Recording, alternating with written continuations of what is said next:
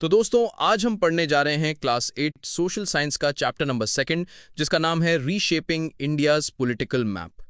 11वीं सेंचुरी में हिंदू कुश माउंटेन्स के पार से सेंट्रल एशिया के लोग टर्क्स और अफगान्स इंडिया पर लगातार अटैक करने लगे। उनका मकसद था भारत की धन दौलत और यहाँ की टेरिटरीज को कैप्चर करना। इन अटैक्स का रिजल्ट ये हुआ कि उन्होंने धीरे धीरे नॉर्थ इंडिया में अपना रूल जमाना शुरू कर दिया और इससे दिल्ली सल्तनत की शुरुआत होती है। इस चैप्टर में हम पढ़ेंगे कि इंडिया का पॉलिटिकल मैप कैसे रीशेप होता गया और इस प्रोसेस ने कंट्री की इकोनॉमी और आम लोगों के जीवन को कैसे अफेक्ट किया।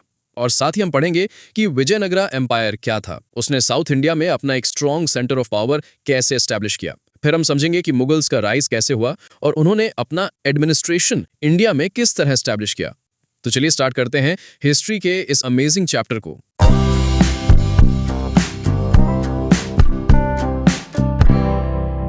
11वीं सेंचुरी में हिंदू कुश माउंटेन से होने वाले अटैक की वजह से इंडिया के स्टेट्स डिफरेंट पार्ट्स में स्प्लिट हो गए, जैसा कि आप इस मैप में देख सकते हो। 13वीं सेंचुरी के बाद से भारत अलग अलग डायनेस्टीज और रीजनल पावर्स में डिवाइड हो गया। ये green shaded area Tughlaq dynasty के टेरिटरी को रिप्रेजेंट कर रहा है। 1335 में तुगलक रूल ने अपना कंट्रोल नॉर्थ से लेकर साउथ तक एस्टैब्लिश किया हुआ था। मैप में आप देख सकते हो कि उसका इन्फ्लुएंस दिल्ली, ग्वालियर, जौनपुर, दौलताबाद और जूनागढ़ तक फैला हुआ था। उसके टेरिटरीज वेस्ट में पेशावर तक फैली हुई थी। ये blue shaded area Lodhi dynasty के टेरिटरी को रिप्रेजेंट कर रहा है, जो 1479 में तुगलक डायनेस्टी के बाद नॉर्दर्न इंडिया में एक्टिव थे और उनकी कैपिटल सिटी दिल्ली सल्तनत थी। उनका कंट्रोल नॉर्थ के इंपॉर्टेंट रीजन्स पर था, जैसे दिल्ली, ग्वालियर और जौनपुर। ये orange area eastern Ganga territories को रिप्रेजेंट कर रहा है, जहां पर नरसिम्हा देव ने 1264 में रूल किया। इस रीजन के इंपॉर्टेंट सेंटर्स थे जयनगर और कोणार्क, जो उस समय के ट्रेड और कल्चरल हब्स थे। सिमिलरली 1300 में होयसला टेरिटरीज ने साउथ इंडिया में रूल किया। उस समय के प्रमुख सेंटर्स थे हलीबिदु, बेलूर और मदुरई, जो अपने ग्रैंड टेम्पल्स और ट्रेड के लिए विशेष रूप से मशहूर थे। Rise and fall of Delhi सल्तनत। दोस्तों, दिल्ली सल्तनत की कहानी 1192 की सेकेंड बैटल ऑफ तराइन से शुरू होती है। ये बैटल पृथ्वीराज चौहान और मोहम्मद गौरी के बीच हुई थी। इस बैटल में पृथ्वीराज चौहान की हार हो जाती है और मोहम्मद गौरी ने नॉर्थ वेस्ट इंडिया के बड़े हिस्से को अपने कंट्रोल में कर लिया। जीत के बाद मोहम्मद गौरी ने अपने ट्रस्टेड जनरल कुतुबुद्दीन ऐबक को 1206 में दिल्ली का पहला सुल्तान बना दिया। दोस्तों, दिल्ली सल्तनत एक ऐसा एम्पायर था जो 5 रूलर्स के थ्रू चलता आया है, जो है स्लेव डायनेस्टी, खिलजीज, तुगलक्स, सैयद्स और लोधीज। ये सारी डायनेस्टीज और उनके रूलर्स टर्किक अफगान ओरिजिन के थे, लेकिन उन्होंने दिल्ली को एक बहुत बड़ा पॉलिटिकल और कल्चरल सेंटर बना दिया। इस पीरियड में हर रूलर अपनी टेरिटरी को और ज्यादा एक्सपैंड करने में लगा हुआ था। इसके लिए रूलर अपनी सेना के साथ मिलकर विलेजेस और सिटीज को लूट लेते थे। टेम्पल्स और उस समय के जो लर्निंग प्लेसेस होते थे उन्हें तोड़ देते थे। लेकिन इनकी एक्सपेंशन हर जगह सक्सेसफुल नहीं रही। जैसे ईस्टर्न गंगा किंगडम और साउथ इंडिया इन रूलर्स के खिलाफ डटकर खड़े रहे। प्रॉब्लम सिर्फ अपनी टेरिटरी के एक्सपेंशन तक सीमित नहीं थी, बल्कि दिल्ली सल्तनत के अंदर एक और बड़ी प्रॉब्लम थी, पॉलिटिकल इंस्टेबिलिटी। अक्सर ऐसा होता था कि लगभग 3 में से 2 सुल्तान अपने पहले वाले रूलर को खत्म करके उसकी गद्दी हासिल कर लेते थे, जिस वजह से उनका रूल ज्यादा लंबा नहीं चल पाता था। एक सुल्तान की एवरेज रेन सिर्फ 9 साल के आसपास ही होती थी। कुछ डिकेड्स बाद मोहम्मद बिन तुगलक दिल्ली का रूलर बना। उसने दिल्ली सल्तनत की टेरिटरीज को और एक्सपैंड किया। दोस्तों, ये पहली बार था जब मौर्य पीरियड के बाद लगभग पूरा इंडियन सबकॉन्टिनेंट एक ही रूलर के अंडर आ गया था। लेकिन ये डोमिनेंस ज्यादा देर तक नहीं टिक सका, क्योंकि मोहम्मद बिन तुगलक के प्लान काफी एम्बिशियस और कॉम्प्लेक्स थे। जैसे मोहम्मद बिन तुगलक ने सोचा कि दिल्ली बहुत नॉर्थ में है, जिस वजह से साउथ इंडिया के एरियाज कंट्रोल करना मुश्किल होता था। इसलिए उसने कैपिटल को दिल्ली से हटाकर दौलताबाद शिफ्ट कर दिया, जो आज के समय में संभाजी नगर महाराष्ट्र के नाम से जाना जाता है। अब आपको लग रहा होगा कि इतना बड़ा स्टेप लेने के बाद सुल्तान के सारे प्रॉब्लम सॉल्व हो गए होंगे, पर ऐसा बिल्कुल नहीं हुआ। कैपिटल शिफ्ट करना एक गलत फैसला साबित हुआ, क्योंकि दिल्ली से दौलताबाद का डिस्टेंस लगभग 1000 किलोमीटर था। सुल्तान ने लोगों को वहां तक माइग्रेट करने के लिए मजबूर किया और इस सफर में कई लोग रास्ते में ही जान गंवा बैठे, और जो लोग दौलताबाद तक पहुंच भी गए वो वहां एडजस्ट नहीं कर पाए। इन सब प्रॉब्लम्स को देखते हुए आखिर में मोहम्मद बिन तुगलक को कैपिटल वापस से दिल्ली में शिफ्ट करनी पड़ी। लेकिन मोहम्मद बिन तुगलक के स्ट्रेंज और एम्बिशियस आइडियाज यहीं खत्म नहीं हुए। उसका एक और बड़ा प्लान था, नए कॉइन्स इंट्रोड्यूस करना। उसने डिसाइड किया कि गोल्ड और सिल्वर कॉइन्स की जगह कॉपर के कॉइन्स चलाए जाएंगे और उनको वही वैल्यू दी जाएगी जो गोल्ड और सिल्वर के कॉइन्स की होती है। सुनने में ये आइडिया काफी मॉडर्न लगता था, लेकिन जब इसको इंप्लीमेंट किया गया तो उस समय लोग इस सिस्टम को समझ नहीं पाए। हर तरफ कंफ्यूजन होने लगा, और सबसे बड़ी दिक्कत ये थी कि असली और नकली सिक्कों में फर्क करना मुश्किल हो गया था। इस वजह से पूरा ट्रेड और मार्केट डिस्टर्ब हो गया था। इसी तरह मोहम्मद बिन तुगलक का ये प्लान भी फेल हो गया। दोस्तों, उस समय के सुल्तान्स और उनके फैमिली मेंबर्स लग्जूरियस प्लेसेस में रहते थे, सुंदर और महंगे कपड़े पहनते थे और फाइन क्वालिटी का फूड एंजॉय करते थे। लेकिन सवाल ये उठा है कि उनके पास इतने पैसे आते कहाँ से थे? तो देखो, ये वेल्थ उन्हें मिलिट्री कैंपेन से मिलती थी, जहां वो विलेजेस और सिटीज को लूट लेते थे।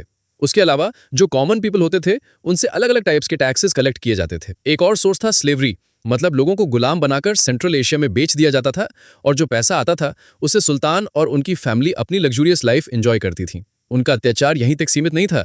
इस पीरियड में एक और चीज थी।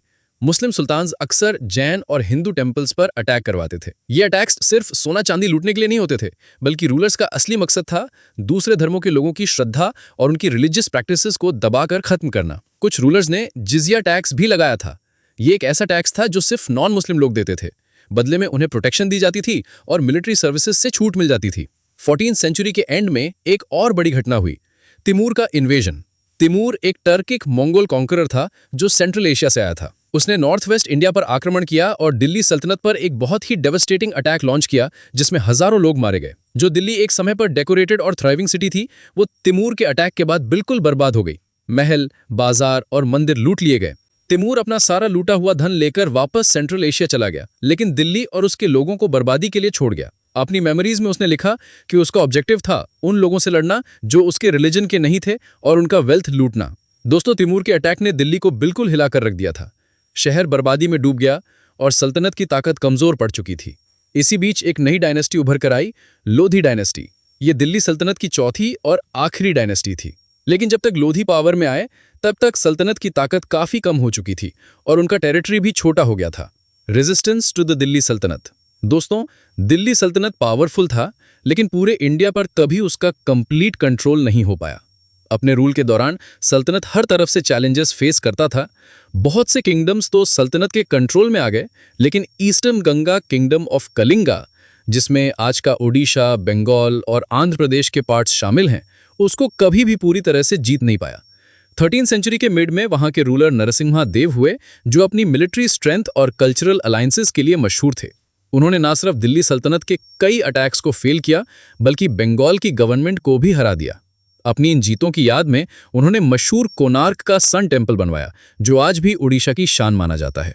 दोस्तों, हमने पहले भी देखा था कि अलाउद्दीन खिलजी ने साउथ इंडिया की तरफ पुश किया था, क्योंकि वहां की दौलत और रिसोर्सेज बहुत ही रिच थे। उस वक्त होयसलास साउथ इंडिया की एक पावरफुल डायनेस्टी थी, जो आज के कर्नाटक के एरिया में रूल करते थे। उन्होंने दिल्ली सल्तनत के कई अटैक्स को फेस किया और रोक दिया। इसी वजह से होयसला डायनेस्टी काफी समय तक साउथ इंडिया का इकलौता इंडिपेंडेंट किंगडम बना रहा। लेकिन सल्तनत के रिपीटेड अटैक्स और उनके अपने इंटरनल कॉन्फ्लिक्ट्स की वजह से होयसला किंगडम धीरे धीरे कमजोर हो गया और 14वीं सेंचुरी के बीच तक उनका किंगडम कोलैप्स हो गया, जिसका ज्यादातर हिस्सा विजयनगरा एम्पायर का पार्ट बन गया। इसी दौरान सल्तनत को और भी चैलेंजेस मिले। मिड 14वीं सेंचुरी में बहामनी सल्तनत उभर कर आई, जिन्होंने डेक्कन रीजन पर कंट्रोल जमा लिया। गुजरात और बंगाल में भी रीजनल स्टेट्स अपने अपने रूल एस्टैब्लिश कर रहे थे, जो कभी सल्तनत के अगेंस्ट लड़ते और कभी एक दूसरे से। एक और रीजन जो दिल्ली सल्तनत के कभी पूरे कंट्रोल में नहीं आया था, वो था राजस्थान। 15वीं सेंचुरी में राणा कुंभा और मेवाड़ ने न सिर्फ दिल्ली सल्तनत के अगेंस्ट स्टैंड लिया, बल्कि अपनी इंडिपेंडेंस को भी मजबूती से बनाए रखा। जैसे जैसे दिल्ली सल्तनत पॉलिटिकल इंस्टेबिलिटी में फंस रहा था, वैसे ही साउथ इंडिया में एक नया पावर उभर कर आया, विजयनगर एम्पायर। 14वीं सेंचुरी में दो भाई हरिहरा और बुक्का, जो पहले मोहम्मद बिन तुगलक के अंडर गवर्नर थे, उन्होंने दिल्ली की अथॉरिटी को रिजेक्ट कर दिया और एक इंडिपेंडेंट किंगडम एस्टैब्लिश किया। यही किंगडम धीरे धीरे बढ़कर विजयनगर एम्पायर बना, जो साउथ इंडिया का सबसे स्ट्रांग पावर बन गया। विजयनगर के नॉर्थ में था बहामनी सल्तनत, जो उसका सबसे बड़ा राइवल बना। लेकिन धीरे धीरे बहामनी सल्तनत भी गिर गया और 5 इंडिपेंडेंट स्टेट्स में डिवाइड हो गया: बीजापुर, गोलकोंडा, बीदार, अहमदनगर और बेरार। इन सब स्टेट्स पर पहले बहामनी के गवर्नर्स रूल करते थे। विजयनगर का कॉन्फ्लिक्ट ना सिर्फ गोलकोंडा और बीजापुर के साथ होता था, बल्कि ईस्ट में ओडिशा के गजपति रूलर्स के साथ भी हुआ। कृष्ण देवाराया। जब राजा कृष्ण देवाराया पूरे विजयनगर एम्पायर पर रूल कर रहे थे, तब विजयनगर एम्पायर अपने पीक पर था। उनके टाइम में विजयनगर एक मिलिट्री पावर के साथ साथ कल्चरल रेसिलियंस का भी सेंटर बन गया। उन्होंने संस्कृत, तेलुगु और कन्नड़ा के पोएट्स और स्कॉलर्स को पेट्रनेज दिया, मतलब उनकी मदद की और उनको सपोर्ट किया। खुद कृष्ण देवाराया ने भी तेलुगु में अमुक्त माल्यादा नाम का एक एपिक लिखा, जो गुड गवर्नेंस पर बेस था। उन्होंने तिरुपति और विजयनगर के विरूपाक्षा टेम्पल को पेट्रोनाइज किया और अपने समय में सिटी में बड़े टेम्पल्स और बिल्डिंग्स का निर्माण करवाया। लेकिन अफसोस 1529 में बीमारी की वजह से उनका देहांत हो गया। उसके बाद एम्पायर धीरे धीरे कमजोर पड़ने लगा। 1565 में डेक्कन सल्तनत ने मिलकर एक अलायंस बनाया और विजयनगर आर्मी को हरा दिया। ये लड़ाई बैटल ऑफ तलीकोटा के नाम से फेमस हुई। जीत के बाद दोस्तों पूरी सिटी को कई महीनों तक लूट कर बर्बाद कर दिया गया। घर, बाजार, महल और मंदिर सब तोड़ दिए गए और हजारों लोग मारे गए। 17वीं सेंचुरी आते आते विजयनगर एम्पायर पूरी तरह खत्म हो गया। The Mughals. दोस्तों जैसा कि हमने देखा था कि तैमूर के अटैक के बाद दिल्ली सल्तनत कमजोर हो गया था। इसी दौरान एक नया रूलर सामने आया, बाबर। बाबर एक तुर्किश मंगोल था। उसको अपने देश समरकंद, जो आज का उज़्बेकिस्तान है, वहां से निकाल दिया गया था और फिर उसकी नजर भारत पर पड़ी। बाबर अपनी मिलिट्री स्ट्रेंथ के लिए मशहूर था। इसका एडवांटेज लेकर बाबर ने 1526 में इब्राहिम लोदी को फर्स्ट बैटल ऑफ पानीपत में हरा दिया। ये बैटल बहुत खास थी क्योंकि पहली बार इंडिया में गन पाउडर आर्टिलरी और मैचलॉक गन्स का यूज हुआ। इस जीत के बाद दिल्ली सल्तनत खत्म हो गया और मुगल एम्पायर की फाउंडेशन रखी गई। लेकिन 1530 में बाबर की डेथ हो गई और उसके बाद उसका बेटा हुमायूं एम्पायर संभालने में स्ट्रगल करने लगा। इसी का फायदा उठाकर शेरशाह सूरी, एक अफगान लीडर, ने पावर अपने हाथ में ले ली। उसने सूर एम्पायर बनाया और कई रिफॉर्म्स किए, जैसे नई रोड्स, नई करेंसी और एफिशिएंट एडमिनिस्ट्रेशन। लेकिन ये एम्पायर लंबी नहीं चली। बाद में हुमायूं ने अपना खोया हुआ टेरिटरी वापस जीत लिया। यहां एक और इंटरेस्टिंग कहानी आती है हेमू की। हेमू, जिसका पूरा नाम हेमचंद्र विक्रमादित्य था, एक टैलेंटेड वजीर और मिलिट्री कमांडर था जो सूर एम्पायर में था। उसने दिल्ली कैप्चर कर ली और खुद को किंग डिक्लेयर कर दिया। लेकिन 1556 में हुआ सेकेंड बैटल ऑफ पानीपत, जहां हेमू और अकबर, जो हुमायूं का बेटा था, आमने सामने आए। वॉर के शुरू में हेमू जीत रहा था, लेकिन एक तीर उसकी आंख में लग गया और वहां गिर पड़ा। फिर उसे कैप्चर करके अकबर के सामने लाया गया, जहां उसका बिहेडिंग हो गया, मतलब उसका सर कलम कर दिया गया। इस तरह अकबर ने दिल्ली रिक्लेम किया और मुगल एम्पायर का बेस रखा। यहीं से शुरू होती है मुगल्स की कहानी, जो इंडियन हिस्ट्री का एक बहुत ही इंपॉर्टेंट पार्ट है। अकबर। हुमायूं की डेथ के बाद सिर्फ 13 साल की उम्र में अकबर एम्परर बना। उसका सपना था कि पूरे इंडियन सब कॉन्टिनेंट को मुगल रूल के अंदर ले आए। सबसे पहले उसने राजस्थान के चित्तौड़गढ़ फोर्ट पर अटैक किया। कोर्ट को बचाने के लिए राजपूत सोल्जर्स ने 5 महीने तक बहादुरी से लड़ा, लेकिन आखिरकार मुगल सक्सेसफुल हो गए। इस जंग में हजारों राजपूत शहीद हो गए और औरतों ने जौहर कर लिया। उसके बाद अकबर ने लगभग 30,000 सिविलियंस का कत्ल करवाया। दोस्तों, जौहर हिस्ट्री के सबसे पेनफुल ट्रेडिशंस में से एक था। जब भी टर्किश या मंगोल आर्मी किसी फोर्ट या राज्य को कैप्चर करती थी, तो अक्सर वहां की महिलाओं को गुलाम बना लिया जाता और उनके साथ बुरा व्यवहार होता था। इस अपमान से बचने के लिए महिलाएं अपनी रानी के साथ आग के गड्ढे में कूद जाती थीं। इसी तरह चित्तौड़गढ़ फोर्ट में राजपूत औरतों ने अपनी इज्जत बचाने के लिए जौहर किया। लेकिन समय के साथ अकबर ने अपनी पॉलिसी बदल दी। उसने राजपूत के साथ अलायंस बनाया, मतलब पार्टनरशिप किया, जिजिया टैक्स खत्म किया और एक नया आइडिया दिया, सुलह इकुल, मतलब सब धर्मों के साथ टॉलरेंस और पीस। उसने हिंदू लीडर्स को अपनी कोर्ट में ऊंचे पद दिए। उसके बायोग्राफर अबुल फजल ने लिखा कि अकबर ने माना, मैंने पहले लोगों को फोर्स किया, लेकिन जैसे जैसे समझ आया मुझे लगा कि ये सही नहीं है। अकबर के रूल का एक और इंटरेस्टिंग पार्ट ये था कि जैसे जैसे वो बड़ा हुआ, उसकी सोच भी बदलती गई। एक समय था जब वो लोगों को जबरदस्ती इस्लाम में कन्वर्ट कराता था, लेकिन बाद में उसे एहसास हुआ कि ये गलत है। अकबर खुद अनपढ़ था, लेकिन उसके अंदर नॉलेज एक्वायर करने की भूख थी। उसने पर्शियन और इंडियन टेक्स्ट को एक्सप्लोर करना शुरू किया। फतेहपुर सीकरी में उसने हाउस ऑफ ट्रांसलेशन बनवाया, जहां संस्कृत के बड़े टेक्स्ट पर्शियन में ट्रांसलेट किए गए, जिसमें महाभारत, जिसे पर्शियन में रज़्मनामा बोला गया, और रामायण, जिसमें 176 खूबसूरत मिनिएचर पेंटिंग्स बनाई गई। अकबर का रूल लगभग 50 साल चला, 1556 से 1605। आखिर के 15 सालों में उसने कश्मीर, सिंध, डेक्कन और अफगानिस्तान में कैंपेन्स की। उसके बाद उसका बेटा जहांगीर आया, जो अपने फादर की तरह आर्ट और आर्किटेक्चर का शौकीन था। उसने डेक्कन में एम्पायर एक्सपैंड करने की कोशिश की। फिर आया जहांगीर का बेटा शाहजहां, जो ताजमहल बनवाने की वजह से सबसे ज्यादा याद किया जाता है। 1556 से 1605 के बीच का समय मुगल आर्ट और आर्किटेक्चर का पीक माना जाता है। इसी दौरान हुमायूं का टॉम्ब दिल्ली और आगरा के रेड फोर्ट और ताजमहल बने। साथ ही क्लासिकल म्यूजिक, कैलीग्राफी और मिनिएचर पेंटिंग अपने गोल्डन एज पर थे। अब बात करते हैं औरंगजेब की। दोस्तों, औरंगजेब मुगल एम्परर का सबसे लंबा शासन करने वाला रूलर था। औरंगजेब के रूल एक तरफ एम्पायर के एक्सपेंशन के लिए जाना जाता है और दूसरी तरफ उसकी स्ट्रिक्ट रिलीजियस पॉलिसी और एंडलेस वॉर्स के लिए। 1657 में जब शाहजहां बीमार पड़ गए तो उनकी इच्छा थी कि उनका बड़ा बेटा दारा शिको उनका अगला सक्सेसर बने, यानी उत्तराधिकारी बने। अब यहां पर शाहजहां के 4 बेटे थे, दारा शिको, शाह शुजा, मुराद बख्श और औरंगजेब। लेकिन उनमें से सिर्फ दारा शिको एक लिबरल और टॉलरेंट सोच वाला प्रिंस था, यानी ऐसा इंसान जो सबको एक समान देखे, रिस्पेक्ट दे और सभी धर्मों और विचारों को अपनाए। पर पावर पाने के लिए उसके अपने भाई उसके खिलाफ हो गए। औरंगजेब ने दारा शिको को एक के बाद एक बैटल्स में हरा दिया और अंत में उसे कैद करके उसका सर कटवा दिया। बाकी 2 भाइयों में से एक को उसने अरेस्ट करके एक्सिक्यूट कर दिया, यानी मौत की सजा दी, और दूसरे को एग्जाइल में भेज दिया, यानी अपने देश से निकालकर दूसरे कंट्री भेज दिया। और यहां तक कि उसने अपने रूल को सिक्योर करने के लिए अपने पिता शाहजहां को आगरा फोर्ट में कैद कर दिया, जहां वो अपनी मौत तक बंद रहे। औरंगजेब ने अपने आप को एम्परर डिक्लेयर कर दिया और खुद को आलमगीर, यानी पूरी दुनिया को जीतने वाला का खिताब दिया। उसने लगभग 49 साल तक शासन किया, 1658 से 1707, जो मुगल हिस्ट्री का सबसे लंबा रूल था। औरंगजेब एक स्किल्ड कमांडर था। उसने नॉर्थ और साउथ इंडिया दोनों जगह अपनी कैंपेन्स चलाई। औरंगजेब के रूल के दौरान मुगल एम्पायर अपने सबसे बड़े एक्सटेंट पर पहुंच गया, लेकिन इसके साथ एक बड़ी प्रॉब्लम भी थी। औरंगजेब ने अपने रूल के लास्ट 25 साल डेक्कन के वॉर्स में गुजार दिए। हर तरफ रिवोल्ट्स, मराठा सल्तनत और दूसरे चैलेंजेस को कंट्रोल करने में उसका ज्यादा समय निकल गया। ऑर्डर को मेंटेन रखने में बहुत बड़ी अमाउंट में आर्मी और रिसोर्सेज चाहिए थे, जो एम्पायर के खजाने को खाली कर गए। इसी वजह से औरंगजेब के बाद मुगल एम्पायर का डिक्लाइन तेजी से हुआ। रिलीजन के मैटर में औरंगजेब बिल्कुल अकबर का उल्टा था। अकबर टॉलरेंट था, लेकिन औरंगजेब एक स्ट्रिक्ट सुन्नी मुस्लिम था। उसके पॉलिसीज में रिलीजन का इन्फ्लुएंस क्लियरली दिखाई देता है। जैसे कोर्ट में म्यूजिक और डांस बंद कर दिया। अकबर ने जो जिजिया टैक्स खत्म किया था, उसे औरंगजेब ने वापस से इंपोज कर दिया, और साथ ही पिलग्रिमेज टैक्स भी इंपोज किया। पिलग्रिमेज टैक्स एक ऐसा टैक्स था जो सिर्फ तीर्थ यात्रा करने वाले नॉन मुस्लिम्स को देना पड़ता था। उसने अपने फरमान में अपने धर्म को खुलकर दिखाया और उसी के हिसाब से फैसले लिए। दोस्तों, 1669 में औरंगजेब ने एक फरमान जारी किया जिसमें उसने साफ साफ हुक्म दिया कि सभी प्रोविंसेस के गवर्नर्स हिंदू टेम्पल्स और स्कूल्स तोड़े और उनके रिलीजियस प्रैक्टिसेस को खत्म करें। इसके बाद वाराणसी, मथुरा, सोमनाथ जैसे बड़े मंदिर तोड़ दिए गए। सिर्फ यही नहीं, जैन टेम्पल्स और सिख गुरुद्वारे भी तोड़े गए। औरंगजेब ने अपना सख्त रवैया सिर्फ हिंदुओं के खिलाफ ही नहीं दिखाया, बल्कि सूफी मुस्लिम्स और पारसीज, ज़ोरास्ट्रियंस को भी टारगेट किया।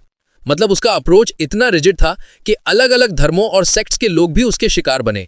औरंगजेब के रूल में मुगल एम्पायर एक तरफ तो अपने सबसे बड़े साइज तक एक्सपेंड हुआ, लेकिन दूसरी तरफ कंटिन्यूअस वॉर्स, फाइनेंशियल स्ट्रेन और रिलीजियस इनटॉलरेंस ने एम्पायर की नींव हिला दी।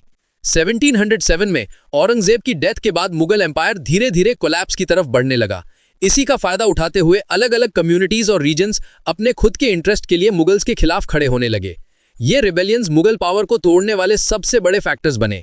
इन रिबेलियंस को खड़ा करने में लोकल कम्युनिटीज का सबसे बड़ा योगदान था। तो कौन कौन सी थी ये कम्युनिटीज, आइए जानते हैं। पहले थे जाट्स। दोस्तों, जाट्स बेसिकली एक फार्मिंग कम्युनिटी थी जो खेती करके अपना गुजर बसर करते थे। ये ज्यादातर वेस्टर्न उत्तर प्रदेश, हरियाणा और ईस्टर्न राजस्थान में रहते थे। इनका main source of living agriculture था, लेकिन मुगल जमींदार और ऑफिसर्स इन पर बहुत ज्यादा टैक्स इंपोज करते थे और जुल्म भी करते थे। इसी से परेशान होकर 17वीं सेंचुरी में जाट्स खुद रेवोल्यूशन में खड़े हुए। उन्होंने एक ओप्रेसिव मुगल ऑफिसर को मार दिया, जिससे मुगल्स और जाट्स में लड़ाई शुरू हो गई। इसमें लगभग 20,000 जाट्स ने मुगल आर्मी का सामना किया और बहादुरी दिखाई। उसी बीच एक दिक्कत हो गई। युद्ध करते वक्त जाट के लीडर की मौत हो गई और रिबेलियन वहीं दबा दी गई। दूसरे थे ट्राइबल्स। ट्राइबल कम्युनिटीज जैसे भिल्स, गोंड्स, सांथल्स, कोच जंगलों और पहाड़ी इलाकों में रहते थे। ये लोग खेती, शिकार और अपने लोकल सिस्टम पर डिपेंड करते थे, लेकिन मुगल्स इन पर भी टैक्स इंपोज कर देते थे और उन्हें अपने एम्पायर में शामिल करने की कोशिश करते थे। पर ट्राइबल कम्युनिटीज ने इसके खिलाफ विरोध किया। कई जगह मुगल्स इन्हें दबाने में सक्सेसफुल रहे, लेकिन फॉरेस्ट्स और हिली रीजन्स में रहने वाले ट्राइबल्स अपनी इंडिपेंडेंस बचाने में सफल रहे। Search of the Rajputs. दोस्तों, राजपूत्स हमेशा से एक प्राउड वॉरियर कम्युनिटी रहे हैं। ये मेनली नॉर्थ वेस्ट इंडिया में रहते थे। इन्होंने अपनी ट्रेडिशंस पुरानी डायनेस्टीज से इनहेरिट की थी, जैसे प्रतिहारास। जब खिलजीज ने उनकी टेरिटरीज कॉन्कर की थी, तो राजपूत्स ने फिर से अपने किंगडम्स रीबिल्ड किए। इस दौरान 2 बड़े क्लान्स इमर्ज हुए, मेवाड़ और मारवाड़। राजपूत्स की हीरोइज्म और ब्रेवरी की कहानियां आज भी लोकगीत और बैलेड्स के थ्रू सुनाई जाती हैं। पहले हमने राणा कुंभा के बारे में पढ़ा और उसके बाद आए एक और ग्रेट वॉरियर, राणा सांगा। राणा सांगा ने अर्ली 16th सेंचुरी में कई राजपूत क्लैंस को यूनाइट किया और कई बैटल्स जीते। लेकिन बैटल ऑफ खानवा जो 1527 में हुआ था, उसमें राणा सांगा की बाबर से हार हो गई। राणा सांगा के बाद मेवाड़ का रूल महाराणा प्रताप के हाथ आया। उस समय किंगडम काफी वीक और टूट चुका था, लेकिन महाराणा प्रताप ने मुगल एम्परर अकबर की सुजरेंटी यानी उनके अंडर रूल एक्सेप्ट करने से इनकार कर दिया। 1576 में एक बड़ी लड़ाई हुई जिसे हम बैटल ऑफ हल्दी घाटी कहते हैं। ये लड़ाई अरावली हिल्स के पास हल्दी घाटी में हुई, जहां राजपूत और मुगल आर्मीज आमने सामने आई। लेकिन मुगल्स के पास ज्यादा पावर थी और वो स्ट्रांग पोजीशन में थे, लेकिन महाराणा प्रताप बच निकले। इसके बाद उन्होंने सालों तक मुगल्स के खिलाफ स्ट्रगल जारी रखा। वो अरावली हिल्स में रहते, बहुत ही हार्श कंडीशंस में जीते, लेकिन अपनी इंडिपेंडेंस पर कभी कॉम्प्रोमाइज नहीं किया। उनकी सबसे बड़ी स्ट्रेंथ बने भील, जो एक लोकल ट्राइबल कम्युनिटी थी। भील्स ने महाराणा प्रताप की आर्मी ज्वाइन की एज आर्चर्स, मतलब तीर चलाने वाले, और अपनी टेरेन की नॉलेज भी उन्हें दी। इस वजह से भील्स को मेवाड़ की मिलिट्री ट्रेडिशन में एक इज्जत और रिस्पेक्टेड पोजीशन दिया जाता है। दी अहोम्स 13th सेंचुरी में अहोम एथनिक ग्रुप म्यांमार से माइग्रेट करके ब्रह्मपुत्र वैली आसाम में सेटल हुआ और वहां उन्होंने अपना पावरफुल अहोम किंगडम एस्टैब्लिश किया। सल्तनत और मुगल दोनों पीरियड के दौरान अहोम्स ने नॉर्थ ईस्ट में अपने किंगडम को बचाने के लिए हमेशा स्टिफ रेजिस्टेंस दिया। उनका एक यूनिक पाइक सिस्टम था जिसमें हर फिट एंड हेल्दी पर्सन को अपने स्टेट के लिए लेबर या मिलिट्री सर्विस देना पड़ता था और बदले में उन्हें लैंड राइट्स मिलते थे। इस सिस्टम की वजह से अहोम्स के पास एक लार्ज फाइटिंग फोर्स रेडी रहती थी और बिना परमानेंट आर्मी के भी वो अपने इंफ्रास्ट्रक्चर डेवलप करते रहे। समय के साथ उन्होंने लोकल कल्चर अडॉप्ट किया, एग्रीकल्चर प्रमोट किया, अलग अलग फेथ्स को एनकरेज किया और असम के रिच ट्रेडिशंस को और ज्यादा स्ट्रांग बनाया। 17th सेंचुरी में जब औरंगजेब ने अपनी मुगल फोर्सेस आसाम भेजी तो उन्होंने थोड़ी देर के लिए अहोम कैपिटल गढ़गांव कैप्चर कर लिया, लेकिन अहोम्स ने अपनी टेरेन नॉलेज, जंगल्स, रिवर्स और हिल्स का एडवांटेज लेते हुए मुगलों पर गुरिल्ला टेक्निक यूज की और उन्हें वापस धकेल दिया। सबसे फेमस लड़ाई थी बैटल ऑफ सराय घाट 1671 में, जो ब्रह्मपुत्र रिवर पर हुई थी नियर प्रेजेंट डे गुवाहाटी। यहां अहोम कमांडर लचित बोरफुकन ने सिर्फ 10,000 सोल्जर्स के साथ मुगलों के 30,000 फोर्सेस को डिफीट कर दिया। यह बैटल नॉर्थ ईस्ट की हिस्ट्री का एक टर्निंग पॉइंट था, जिसमें अहोम्स ने अपनी ब्रेवरी, टेरेन नॉलेज और यूनिटी से मुगल एक्सपेंशन को रोक दिया। Administrating India. दोस्तों, इस टॉपिक में हम पढ़ेंगे कि सल्तनत और मुगल रूलर्स ने अपने एम्पायर को चलाने के लिए कैसे सिस्टम्स बनाए, उन्होंने एडमिनिस्ट्रेशन और रेवेन्यू कलेक्शन को कैसे ऑर्गेनाइज किया और लोगों की जिंदगी पर इसका क्या असर हुआ। एडमिनिस्ट्रेशन अंडर द दिल्ली सल्तनत। दिल्ली सल्तनत के टाइम एक ऐसा पॉलिटिकल सिस्टम बनाया गया जिसमें सुल्तान सबसे ऊपर होता था। उसके पास पूरी अथॉरिटी होती थी और उसके फैसले फाइनल माने जाते थे। सुल्तान एक ही समय पर राजनीतिक और सेना का मुखिया होता था, मतलब राज्य चलाना और जंग लड़ना दोनों जिम्मेदारी उसी की थी। उसकी सबसे बड़ी ड्यूटी अपने एम्पायर को दुश्मनों के हमले से बचाना, लगान और टैक्सेस वसूल करना और लोगों के हालचाल पर नजर रखना था। सुल्तान अपने मिनिस्टर्स की एक काउंसिल के साथ मिलकर काम करता था, जिसमें अलग अलग विभाग संभालने वाले वजीर होते थे। इस एडमिनिस्ट्रेशन का एक सबसे इंपॉर्टेंट हिस्सा था इक्ता सिस्टम। इस सिस्टम के तहत सुल्तान अपनी टेरिटरीज के कुछ हिस्सों को इक्तादार या नोबल्स को दे देता था, जिनका काम था टैक्सेस वसूल करना। ये लोग अपना खर्चा निकालने के बाद बची हुई रकम सुल्तान के खजाने में भेजते थे, जिससे आर्मी और सरकार को चलाया जाता था। यह सिस्टम सुल्तान के लिए एक स्ट्रॉन्ग कंट्रोल का जरिया बन गया था। लेकिन इसमें एक खास बात यह थी कि इक्तादारी पोस्ट कभी भी हेरिडिटरी नहीं होती थी, मतलब फादर के मरने पर बेटा अपने आप इक्तादार नहीं बन जाता था।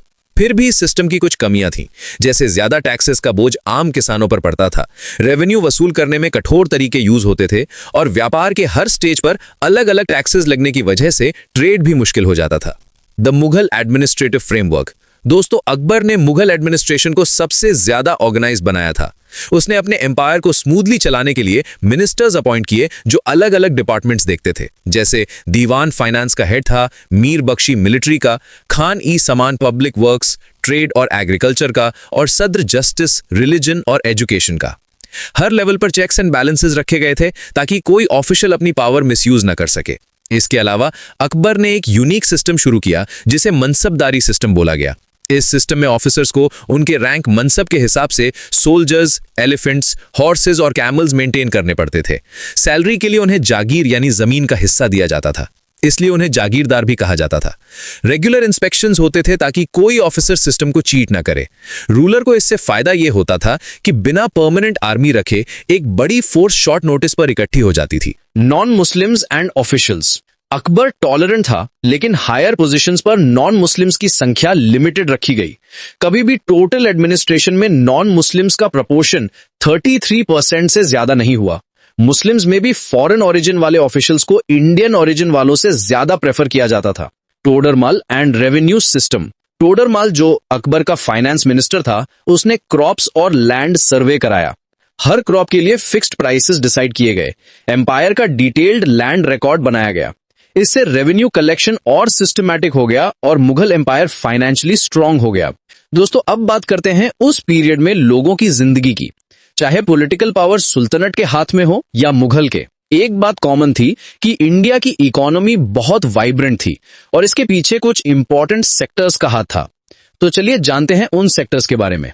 एग्रीकल्चर इकोनॉमी का बेस था। रूलर्स अपना पूरा एडमिनिस्ट्रेशन और आर्मी चलाने के लिए लैंड रेवेन्यू पे डिपेंडेंट थे। अक्सर उन्होंने क्रॉप यील्ड का 20% टैक्स लिया, लेकिन कुछ सुल्तान इसे 50% तक भी बढ़ा देते थे। उस टाइम पर इरिगेशन सिस्टम जैसे कनाल्स, वेल्स, पॉन्ड्स एक्सपैंड हुआ, जिसकी वजह से मल्टीपल क्रॉप्स उगाए जाने लगे। क्रॉप्स में rice, wheat, barley, pulses, sugar cane, spices जैसे फूड आइटम्स और नॉन फूड आइटम्स जैसे cotton, silk, wool, dyes, timber आते थे। लेकिन हर रीजन और हर रूलर के टाइम पे प्रोडक्टिविटी अलग होती थी। Industries and crafts. Textile industry सबसे ज्यादा प्रॉस्परस थी। कॉटन और सिल्क की डिमांड पूरे वर्ल्ड में थी। क्राफ्ट्समैन ने वेपन्स, यूटेंसिल्स, ऑर्नामेंट्स, ज्वेलरी सब बनाए। ट्रेड रिवर्स और सी रूट से होता था, इसलिए शिप बिल्डिंग इंपॉर्टेंट था। Trade and commerce. ट्रेड काफी फ्लरिशिंग था। इंडिया एक्सपोर्ट ज्यादा करता था और इंपोर्ट कम। Export items mainly cotton, spices और हैंडीक्राफ्ट्स थे, और इंपोर्ट आइटम्स में मेनली सिल्क जो चाइना से आता था, और हॉर्सेस सेंट्रल एशिया से, और भी मेटल्स और लग्जरी गुड्स। पोर्ट्स जैसे कैलिकट, मैंगलोर, सूरत, मसूलीपट्टनम, हुगली ट्रेड के बड़े सेंटर्स बने। अरब, पर्शियन और सेंट्रल एशियन मर्चेंट्स इंडिया में सेटल हो गए और ट्रेड को और स्ट्रांग बनाया। Money and banking. नए नए कॉइन्स और मेटल्स डिनोमिनेशंस में आए। मुगल्स ने रुपया और दाम करेंसी का यूज किया। हुंडी सिस्टम, जो आज के चेक्स या बैंकिंग जैसा था, इससे मर्चेंट्स अपने पैसे सेफ ट्रांसफर करते थे बिना कैश कैरी किए। कम्युनिटीज जैसे मारवाड़ीज क्रेडिट सिस्टम और ट्रस्ट नेटवर्क्स में मास्टर बन गए। Problems for common people. लेकिन इन सब के साथ कुछ प्रॉब्लम्स भी थी, जैसे 1600s के बाद इकोनॉमिक स्ट्रेस बढ़ने लगा। पेजेंट्स को टैक्स और ड्यूज भरने के बाद अपने पास बहुत कम बचता था। कई लोग अपनी लैंड खोकर बॉन्डेड लेबरर्स बन गए, यानी दूसरी के खेत में काम करने वाले। क्राफ्ट्समैन और मजदूर भी कभी कभी बहुत टफ कंडीशंस फेस करते थे। और वेल्थ रूलर्स, नोबल्स, कोर्टियर्स और रिच मर्चेंट्स के हाथ में कॉन्सेंट्रेट थी। Society and religion. इस टाइम कभी कभी क्लैशेस भी होते थे, स्पेशली जब रूलर्स के ऑर्डर से रिलीजियस प्लेसेस डिस्ट्रॉय किए जाते थे। लेकिन मोस्टली लोग अलग अलग फेथ और कम्युनिटीज के साथ पीसफुली रहते और एक दूसरे पर काम और पैसा के लिए डिपेंड करते। इस पीरियड में लोगों का एक शेयर्ड कल्चर बना। लोग अपनी आर्ट्स, ट्रेडिशंस और कस्टम्स को या तो सेफ रखते या नए सिचुएशन के हिसाब से चेंज कर लेते। 13 से 17 सेंचुरी के बीच इंडिया एक तरफ पॉलिटिकली अनस्टेबल थी, Wars, shifting rulers, invasions face कर रही थी, लेकिन दूसरी तरफ इकोनॉमिकली वर्ल्ड के रिचेस्ट रीजन्स में से एक थी। ये स्टोरी सिर्फ हार्डशिप की नहीं है, बल्कि रेजिलियंस की भी है। लोगों ने सरवाइव के लिए आर्ट, लिटरेचर, स्पिरिचुअलिटी और वैल्यूज क्रिएट किया, और जरूरत पड़ने पर लोगों ने मुगलों से फाइट करके भी सरवाइव किया। तो दोस्तों, यहाँ पर हमारा जो चैप्टर है वो खत्म होता है। इस चैप्टर को हमने विजुअल्स एंड एनिमेशन की मदद से बहुत अच्छे से समझा। उम्मीद है आपको ये वीडियो पसंद आई होगी। अगर आपको ये वीडियो पसंद आई तो आप इस वीडियो को लाइक करके चैनल को सब्सक्राइब भी कर सकते हैं। मिलते हैं नेक्स्ट वीडियो में नेक्स्ट चैप्टर के साथ। तब तक के लिए बाय बाय, टेक केयर।